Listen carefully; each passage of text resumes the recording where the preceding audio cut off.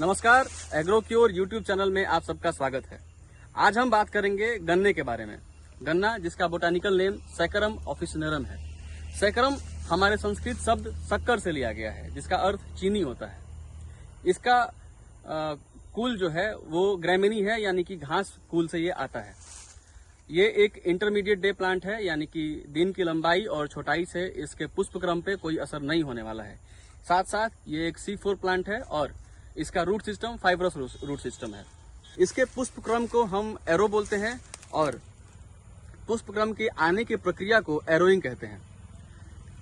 पूरी दुनिया में जितना चीनी का उत्पादन होता है उसमें से 80% चीनी सिर्फ गन्ने से तैयार होती है।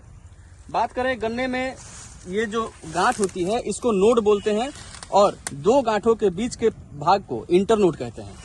अगर गन्ने का खेती हमें चीनी उत्पादन के मकसद से करना है तो हमें इस पे एक प्लांट हार्मोन GA3 का स्प्रे करना चाहिए, जिसका काम है इंटरनोड का इलोंगेट करना। यानी कि अगर हम GA3 का स्प्रे करते हैं तो गन्ना का फसल लंबा होगा और उसमें जो इंटरनोड्स होंगे वो बड़े बड़े होंगे और चीनी की मात्रा उसमें ज्यादा होगी। साथ साथ अगर हमको चीनी का उत्पादन नहीं करना है, गन्ने का खेती हमें सिर्फ अगले साल बुआई के लिए करना है, तो उस पर हमको ऑक्सीन का स्प्रे करना चाहिए। इससे इंटरनोड छोटे होते हैं।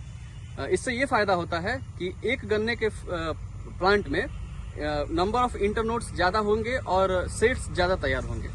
बात करें शुगर केन के हाइब्रिडाइजेशन की, तो इसका sugar cane breeding institute Coimbatore Tamil Nadu में है, क्योंकि वहां इसके क्लाइमेट फेवरेबल होती है।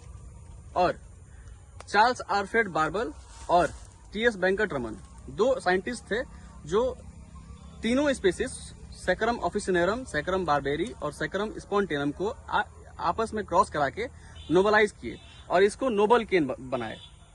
ये प्रक्रिया 1912 में की गई और 1918 में इनके कड़ी मेहनत से एक नई हाइब्रिड वैरायटी बनाई गई, जिसका नाम था CO205।